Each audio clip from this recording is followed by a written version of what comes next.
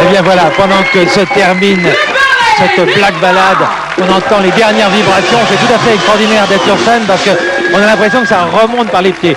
Eh bien, pendant donc que se termine cette black ballade qui, je crois, a fait plaisir non seulement à tous les amateurs de jazz, mais à tous les amateurs de spectacle en ce soir de fête de la musique, je voudrais tout de suite vous dire que nous allons enchaîner et terminer cette fête de la musique avec quelque chose de très différent. Très différent puisque c'est un opéra. Hier, nous avons commencé avec cette 10 voix pour une décennie que je vous ai présenté encore une Vincent Perrault. Ce soir, nous avons donc Black Ballade qui est en train de s'achever et dans quelques instants, un film de Luigi Comencini, le film de La Bohème, l'opéra de Puccini. C'est assez amusant d'ailleurs de vous présenter Puccini dans cette ambiance, un opéra qui nous reporte à la fin du siècle dernier. On a traversé là toute l'épopée du jazz, qui est une épopée du XXe siècle, et nous allons découvrir avec La Bohème de Puccini, un opéra créé en 1896 sous la direction d'un chef qui était un tout jeune chef. Il avait 28 ans, il s'appelait Arturo Toscanini. Alors je ne vais pas vous raconter toute l'histoire, simplement vous dire que c'est, bonsoir Lavelle, que c'est l'histoire d'un poète, Rodolfo, et d'une grisette Mimi. Et on va découvrir, eh bien, toute leur histoire, depuis la naissance frémissante de leur amour jusqu'à cette fin déchirante qui arrachera des larmes même aux plus blasés. Bref, c'est une très belle histoire qui est traitée par Puccini avec tout ce sens du réalisme poétique, avec aussi des contrastes qui passent à la fois de la douceur des amants au tohu-bohu des nuits du quartier latin, mais je vais vous laisser le découvrir tout de suite puisque c'est Patrick Brion qui va vous le présenter, puisque en fait cette Bohème de Puccini, je vous l'ai dit, c'est le film qu'on a tourné Luigi Comencini que nous allons vous présenter dans un ciné-club exceptionnel. Alors d'abord, peut-être une petite surprise que vous a présenté Patrick Brion, que vous a préparé Patrick Brion, pendant qu'ici, sur le parvis de la Grande Arche de la Défense, devant les milliers de personnes, il y a peut-être 5000, 6000, 7000 personnes, eh bien, les musiciens vont continuer à faire un bœuf. Vous, dans votre fauteuil, vous allez passer à la dernière partie de cette fête de la musique, ce week-end de fête de la musique qui, je crois, aura été un grand moment en 1992. Je vous remercie de l'avoir partagé avec nous. À vous, Patrick.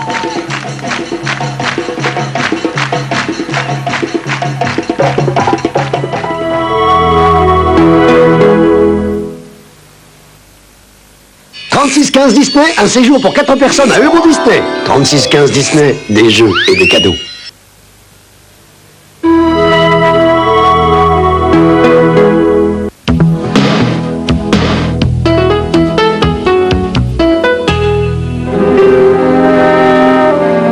Le 25 juin, c'est la fête du cinéma.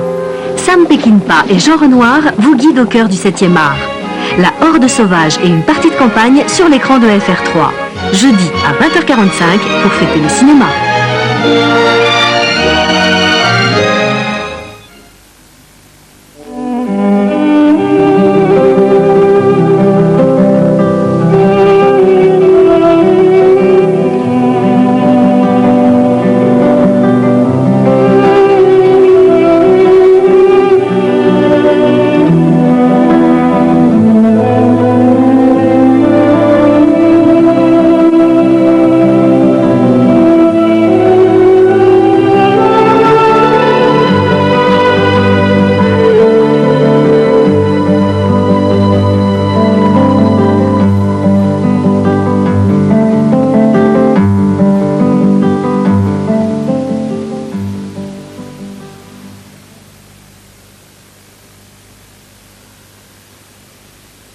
La Bohème. Ce soir, le cinéma de minuit de FR3 a choisi de célébrer la fête de la musique en diffusant La Bohème, à propos de laquelle Luigi Comencini, son réalisateur, déclarait « Quand on m'a proposé de tourner La Bohème de Puccini, j'ai accepté parce que cette œuvre, l'histoire de Mimi, est très précise, très sèche et tout à fait adaptable cinématographiquement. J'ai vu La Bohème à l'opéra 2 ou 3 fois, à Paris, à Rome, une fois à la télévision, à Pékin, avec Pavarotti, mais aucune ne m'a vraiment marqué. Mais le dépouillement de cette pièce me convient très bien pour faire un film.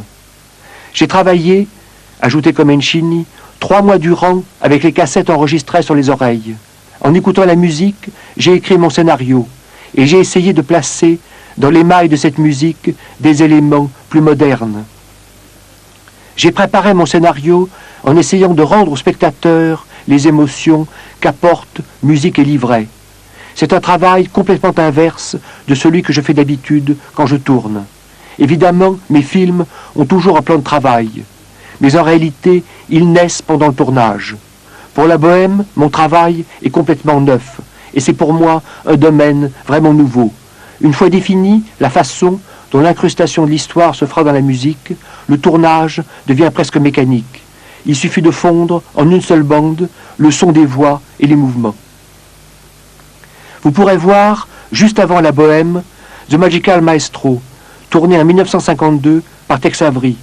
C'est l'une des œuvres les plus vertigineuses du créateur de Droopy, un petit chef-d'œuvre dont les liens avec la musique sont évidents.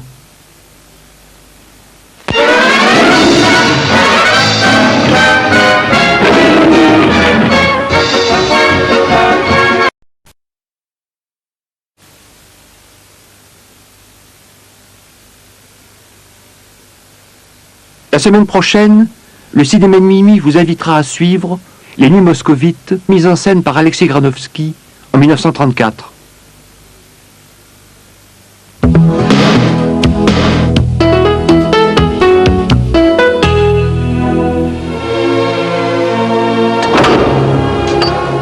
Dans ce monastère maudit, les moines meurent l'un après l'autre. Celui-là jette la corde. Il ne s'est pas suicidé. Sean Connery plonge au cœur du maléfice.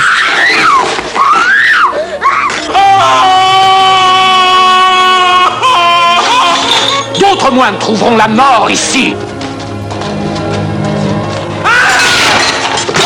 Le nom de la rose, une diabolique enquête en temps d'inquisition, signée Jean-Jacques Hano, lundi à 20h45.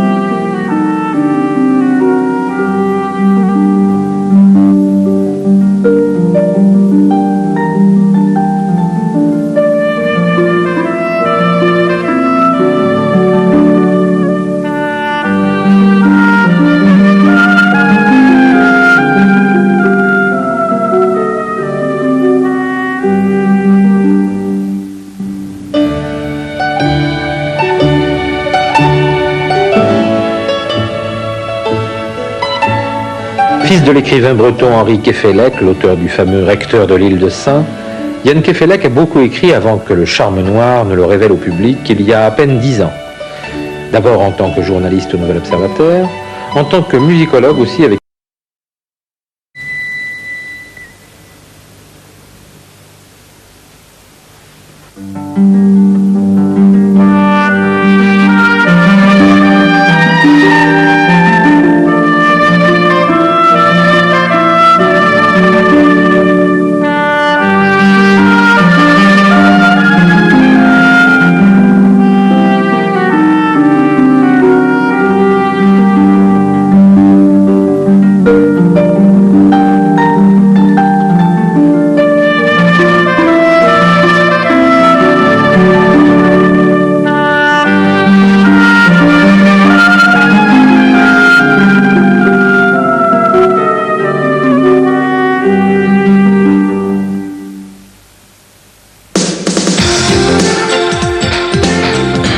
FR3 vous souhaite une bonne nuit, mais sur Antenne 2, où les programmes continuent.